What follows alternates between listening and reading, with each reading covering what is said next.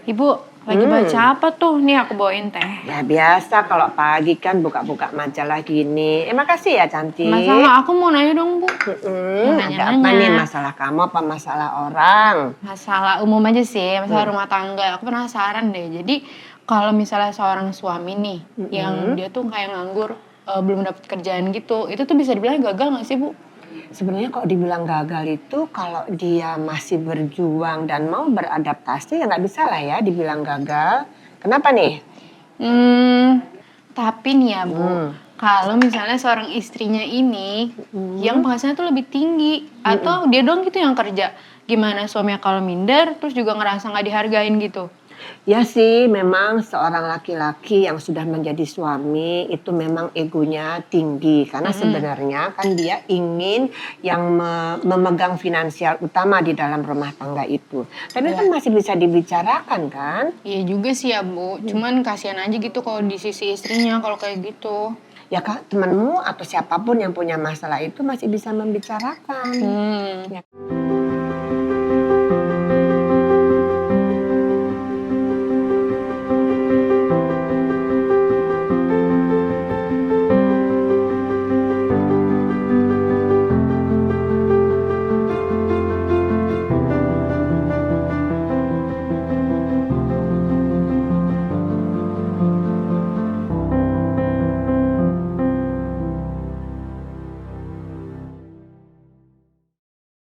Sebenarnya Bu, ada sih teman aku nih, dia tuh punya suami. Nah, bisa dibilang belum mapan lah gitu, pekerjaannya belum settle. Itu tuh bisa dibilang gagal nggak sih Bu? Sebenarnya dibilang gagal juga belum bisa ya karena sebenarnya karena nampaknya itu keluarga temanmu itu menilai sesuatu dengan uang. Maksudnya Ibu gimana Bu? Aku Ya, nggak ngerti deh. tidak semua itu harus dinilai dengan uang. Misalnya perhatian, pulang tepat waktu, Iya. mau quality time. Itu kan sebenarnya juga satu bentuk perjuangan seorang suami yang tidak bisa dinilai dengan uang. Iya juga sih ya Bu, tapi nih ya Bu, istrinya itu malah nyala-nyalain suaminya, bilang suaminya males kerja, malas usaha nyari kerja gitu, gimana sih Bu? Kelihatannya temanmu itu sebagai seorang istri terlalu punya ekspektasi yang terlalu tinggi sehingga dia menganggap bahwa suami ini tidak memenuhi harapan dia. Padahal kan dia harusnya juga tahu zaman sekarang ini mencari pekerjaan, melakukan usaha itu tidak gampang. Perlu kesempatan dan perlu dukungan. Tapi sebenarnya itu kan bisa dibicarakan bersama. Ya boro-boro ngobrol Bu, orang istrinya malah nyalain suaminya, terus ngebanding-bandingin suaminya Ya sama kalau orang itu kan lain. malah frustasi si suami. Itu Ya nggak boleh gimana ya Bu, begitu. soalnya tuh sekarang kan apa-apa zamannya sosmed kan Bu. Apa-apa kita bisa lihat orang lain dari sosmed gitu kan. Terus ngebanding-bandingin, jadi gampang lah gitu aksesnya buat ngebanding-bandingin orang. Gitu ya, tapi sebenarnya nggak boleh ya kayak begitu itu. Tapi nih ya Bu, kalau misalnya istri atau suaminya bilang cinta itu bisa capek karena ekonomi, itu tuh gimana Bu? Emang boleh? Sebenarnya karena si istri nampaknya dia merasa berjuang sendirian, nggak dapat support dari suami. Iya. Jadi sebenarnya harusnya kan saling mendukung ya, gitu. Gitu kan maksudnya.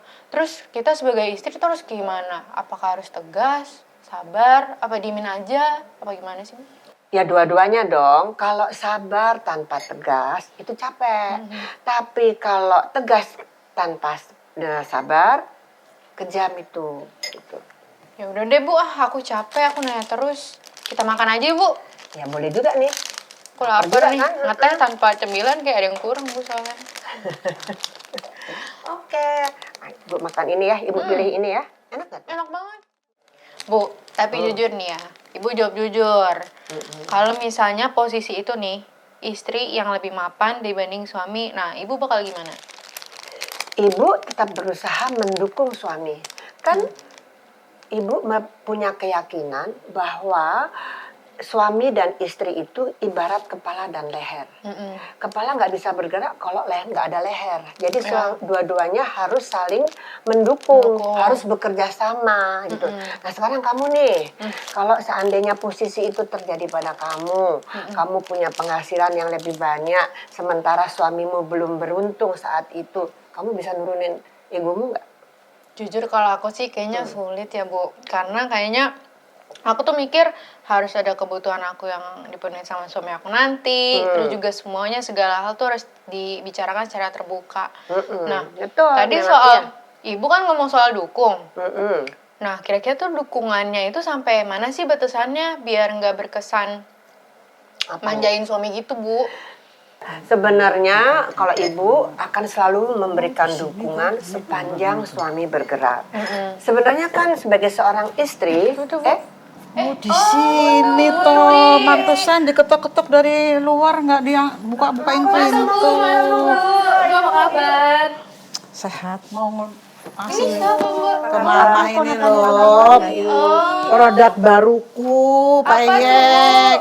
tetangga satu ini keren nih, Halo bikin Ibu. macam-macam. Ini loh produk baru Tante Yuli. Kayak enak banget, Bu. Oh gitu ya? iya banget itu kesukaan aku dong. Ini aku kenalin nih keponakanku, dia lagi libur dari apa Fajra Gandaria Klinik. Jadi daripada dia bengong di rumah, tak suruh bantuin bikin itu. Ini aku makan ya. Oh boleh, silahkan, enak nggak? Nanti bilang ya.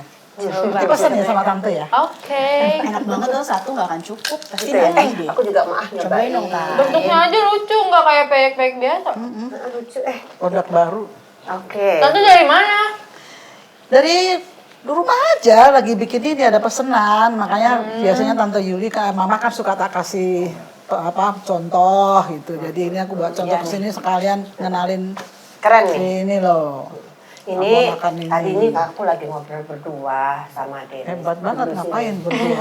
Iya, soalnya Ngobrol ada santai aja, fenomena Tante. kan perempuan zaman sekarang ini banyak yang penghasilannya lebih besar daripada suaminya. Nih, contoh Emang ada nih masalah? Tante Tuti nih. Oh iya. Pekerjaannya, karirnya, gajinya jauh lebih besar daripada Bapak. Ya kan? Mau tahu Iya dong Tante, ceritain betul, dong, oke, aku oke. mau tahu. Oh gitu. Ini kan persoalan gampang itu buat kita sih. Keren kan? Ceritain dong, bisa diceritain nggak Kita berarti? cobain ya. Ya. Jadi gini. Kalau di pengalaman tante nih ya, dan mungkin juga buat anak-anak tante juga, bahwa kalau seorang sebelum kita menikah tuh tante tuh dulu sudah bilang sama om dan tante sudah bekerja. Saya tetap akan bekerja dan saya tidak akan berhenti. Oh silakan, nggak apa-apa, saya juga seneng kok lihat soal istri yang aktif di luar gitu. Tapi asal tidak meninggalkan kewajibannya sebagai seorang istri, seorang ibu rumah tangga dan seorang ibu. Ya. Nah, dalam konsep kita ini, Bu ya, Nis ya, bahwa hidup berumah tangga itu apa yang kita dapat itu semua untuk anak-anak. Kalau sudah punya Jadi anak. kuncinya begitu ya. Iya, semua untuk keluarga. Jadi bukan untuk saya, duitku, duitmu, kan gitu kan ya. Makanya jangan Keren ngomongin banget Tante. skincare dulu. Berarti dari awal tuh emang udah ngobrol gitu ya sama Om ya? Ya secara spesifik enggak, tapi secara perjalanan hidup ya seperti itu. Jadi om ngasih duit ke aku punya duit di situ, masukin tabungan sama-sama untuk menghidupi bersama-sama dengan keluarga. Apalagi setelah punya anak, laki-laki nggak pernah mau tahu. Tapi kalau kayak gitu, Tante yang kerja misalnya gitu, itu kerasanya kayak ketukar perannya gitu nggak sih Tante? Enggak juga ya, kan Enggak ya? laki-laki tetap sebagai kepala keluarga. Keren banget Harus Tante. menempatkan Tetap suami menempatkan, sebagai iya. kepala keluarga. Terutama kalau sudah punya anak, anaknya sudah gede-gede. Kalau istrinya lebih besar penghasilannya atau lebih tinggi posisinya, jangan terus merasa apa ya, seenaknya sendiri atau superior atau suaminya. Oh enggak, bahaya itu nanti untuk rumah tangga. Tapi walaupun begitu, walaupun misalnya Tante juga membantu dalam secara finansial, tapi Tante juga tetap sebagai peran istri di rumah gitu ya? Oh iya, Harus tetap sebagai saya nih istri, saya nih ibu, saya nih ibu rumah tangga, dia adalah kepala keluarga saya, dia adalah the king of anak-anak saya. Anak-anak juga harus dididik juga supaya bahwa itulah bapaknya. Harus hormatin dia, hargain dia. Tuh Bu, iya. Tante Tuti Kamu keren juga banget Bu. dengerin, kamu Iya aku juga dengerin kok. Keren banget Tante. Tadi aku juga habis nanya-nanya gitu sama ibu soal, kan aku juga belum nikah nih, siapa tahu nanti kalau punya suami amin gitu kan bisa dapet yang baik, yang bertanggung jawab sama Insya aku. Allah ada. Apalagi anaknya mama ya kan. Mama tuh kan hebat orangnya. Kamu dari mana ceritanya ini? Tadi abis nemenin Tante Tuti, kita abis bikin peyek, belajar bikin peyek, Tan. Oh, gitu. Abis itu kita ngopi-ngopi ya, Tan. Terus mampir kesini deh. Tapi Tan, kalau misalnya tante kayak gitu nih, suka ada masalah-masalah gitu nggak sih sama Om? Kalau tante sih selama ini nggak ada masalah ya, karena kita masing-masing sudah tahu Ada perannya kesepakatan masing-masing. dari harus awal. belajar. Ada ngobrol juga di awal. Coba ya. tanya sama ponakanku yang seorang psikolog ini, mungkin dia punya klien Seru banget sih. yang punya masalah seperti apa yang persoalkan ada di dalam keluarga seperti tante, mungkin dia punya banyak masalah yang bisa dia ceritakan gitu kan. Emang seru banget sih obrolan Tante hari ini ya gitu. Jadi memang kalau aku lihatnya dari sisi psikologi, kayaknya sekarang tuh ada shifting atau pergeseran yang lumayan berbeda nih dalam dinamika suami istri kalau kita bandingin sama keluarga yang baby boomers gitu ya, Zaman sama yang aku. sekarang milenial atau Gen Z agak beda tuh ya Tan ya, Emang sih, gitu. emang Iya sih. kan? Nah, Oh. mungkin kalau dulu tuh kayaknya value-nya tuh laki-laki tuh pemberi nafkah utama gitu, penanggung jawab ekonomi. Sedangkan perempuan value-nya lebih ke yang berperan dalam mengelola rumah tangga, sumber kasih sayang, yang ngurus anak gitu ya. Nah kalau sekarang kayaknya ada pergeseran di mana dua-duanya tuh punya aktualisasi diri masing-masing gitu. Ada yang dua-duanya sibuk bekerja gitu. Tapi gimana ceritanya walaupun sama-sama bekerja tapi seperti yang Tante Tuti bilang tadi masih bisa berperan sesuai dengan kontribusinya masing-masing. Berarti yang penting diobrolin secara terbuka aja di awal ya. Bener betul. Dari awal tuh sudah mulai ada komitmen bersama. Ada kesepakatan di sana. Jangan Tak sembunyi-sembunyi. tinggal dulu boleh nggak? Mau kemana? Mau kemana Bu? Itu masih ada kerjaan belum selesai tuh, nanti ada orang pesan kayak banyak banget tuh. Oh, matur nuwun, Ya, matur makasih pergi ya. dulu Iya, nanti akan masuk ya Tante. Tolong Kamu di sini diajarin. di sini Di aja sini kan? aja. Tak tinggal, tapi bayar ya. Soalnya aku manajernya nih. Aku manajernya dia.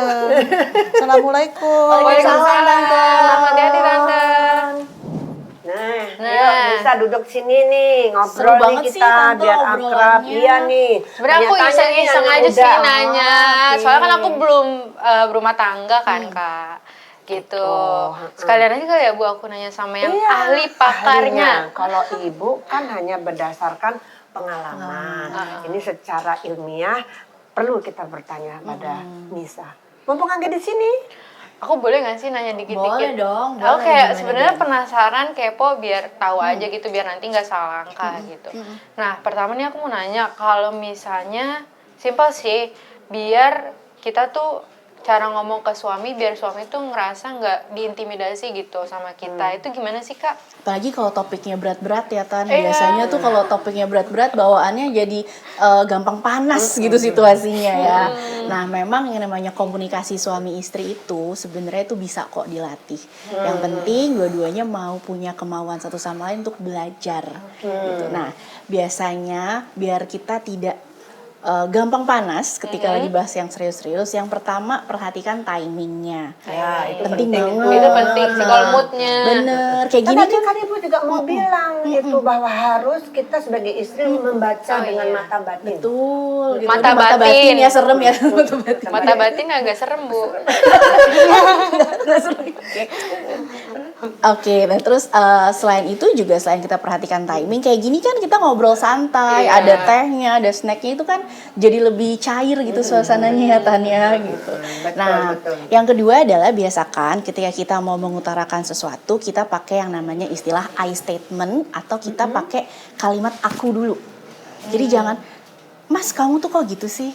Itu kan kamu Jadi ya. nggak ngejorokin Nah, dia gitu ya. Jadi kita kayak nggak ngejorokin karena kalau kita jorokin dia akan jadi defense tuh tante gitu. Jadi betul itu. jadi kita kalau bisa gini, Mas, aku ngerasa kayaknya kita perlu ngobrol deh tentang hal ini. Ada tehnya, ada peyek enak, Iya, itu lancar lengkap deh lagi itu kan. langsung. Nah, yang ketiga jangan lupa apapun argumentasinya kita harus hargai dia kan. Nah, kita harus berikan validasi.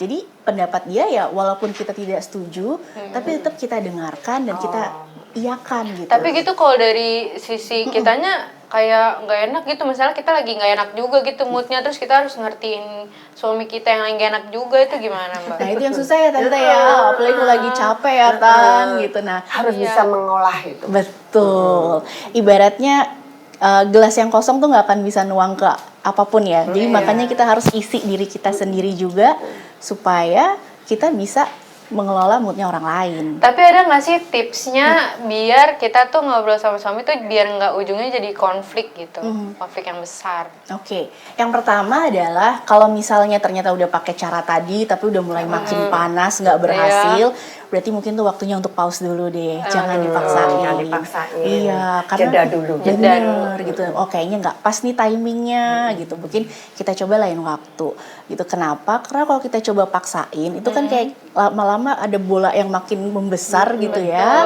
Nah akhirnya ujung-ujungnya solusinya nggak ada, berantemnya jadi deh malahan gitu kan. Iya, terus gimana tuh Kak ngadepinnya? Nah, makanya kita harus perhatiin timingnya sama kita belajar cara mengkomunikasikannya. Satu sama lain tentunya. Jadi kalau belajar itu nggak bisa satu aja ya, nggak bisa hanya dua istri. arah. Bener. Nah, jadi tante, yang namanya suami istri itu kan berdua ya. Makanya yang namanya belajarnya juga harus berdua nih Tan. Nggak bisa hanya satu pihak aja gitu. Oh gitu. Terus kalau misalnya apa sih tanda nih kalau hubungannya tuh masih sehat walaupun ekonominya tuh lagi sulit gitu Kak? Ya, kalau menurut Ibu sepanjang masih bisa tertawa bersama, komunikasi bersama, fokus dan jujur di antara suami dan istri itu yang sebenarnya masih bisa berjalan dengan baik ya komunikasinya. Sambil dimakan dong. Sambil diminum. Makasih ya Tante. Minumnya yang mana Aku tuh? minum Oh, ya oke. Tan. Oke, silakan enak kok. Jajanannya enak kok. Iya nih kayaknya menggoda banget nih Tan. Ada risol, pastel. Lanjut tadi kata Ibu apa? Ngajak ngobrol.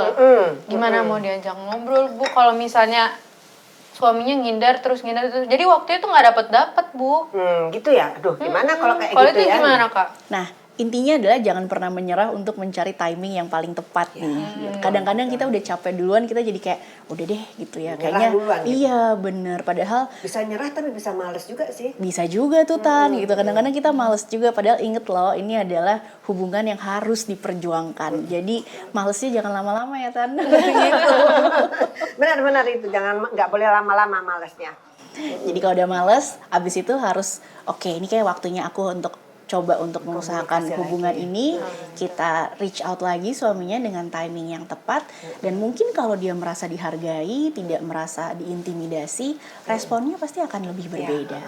Jadi memang tidak boleh ya kita mengintimidasi. Mungkin Atau dia kalau merasa misalnya moodnya diintimidasi. lagi nggak enak tuh kita ya udah kasih ruang, kasih waktu Iya, gitu ya. biar Kak? aja sendiri dulu gitu kan. Karena dia mungkin juga perlu ya untuk menyehatkan batin dia. Cuman kalau kayak gitu tuh suaminya bisa dibilang egois gak sih? Masa kan kita nih sebagai istri udah kayak pengen ngobrol, pengen ada yang diungkapin, tapi suaminya kayak nurutin mood dia aja gitu. Bisa aja nih pertanyaannya. Iya ya, padahal belum nikah ya kan pertanyaannya. Soalnya banyak banget di sosmed Kak. Banyak biasa kan aku mah coba. Kebanyakan Iya, lihat iya. sosmed nih.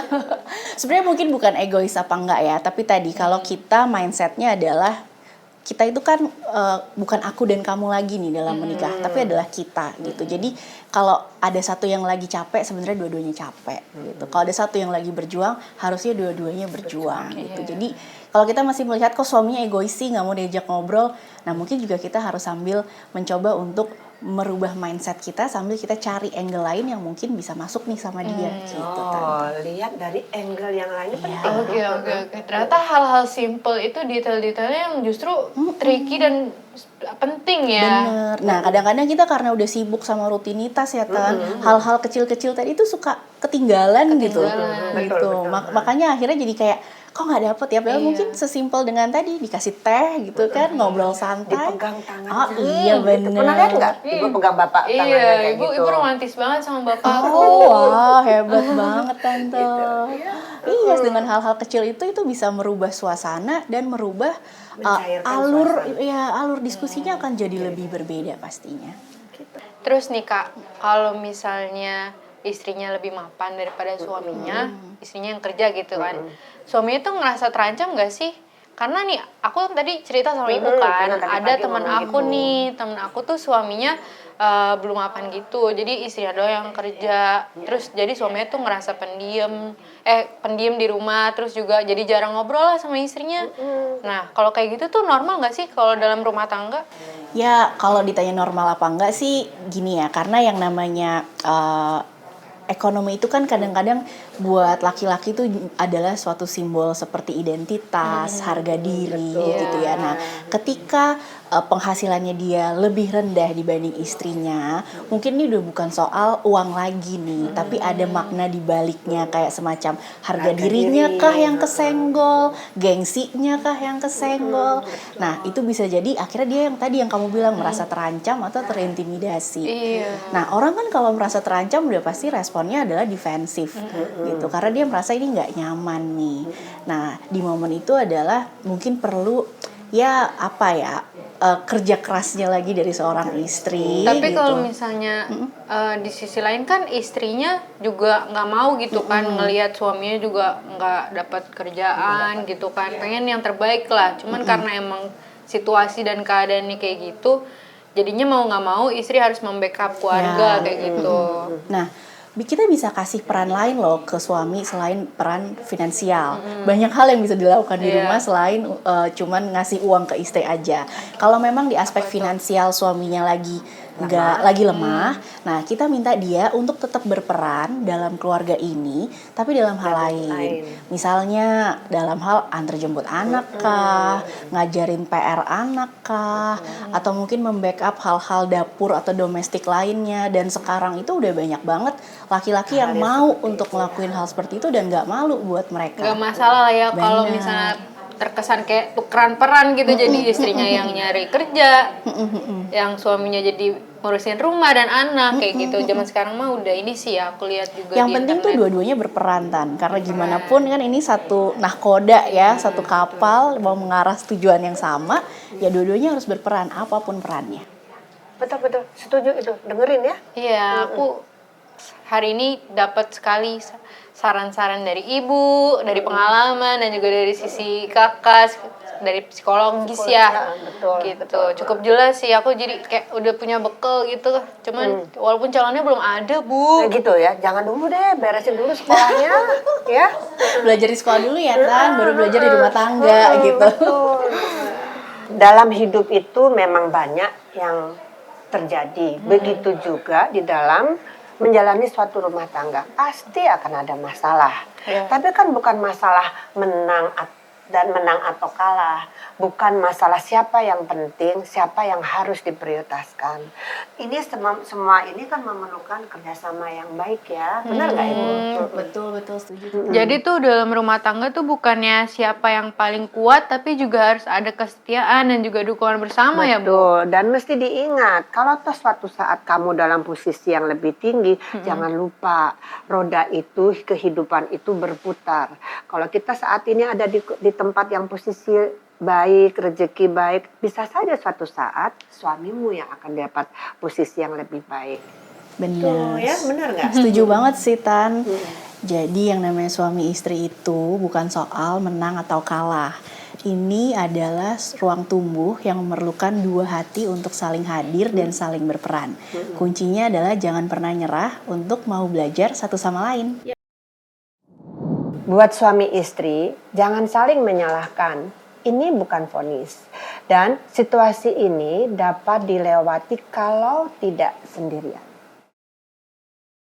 Kalau kamu lagi di situasi ini, kamu nggak sendirian. Ini Beranda Ibu, di sini tempat di mana bisa bercerita, bukan dihakimi, tapi untuk dipahami.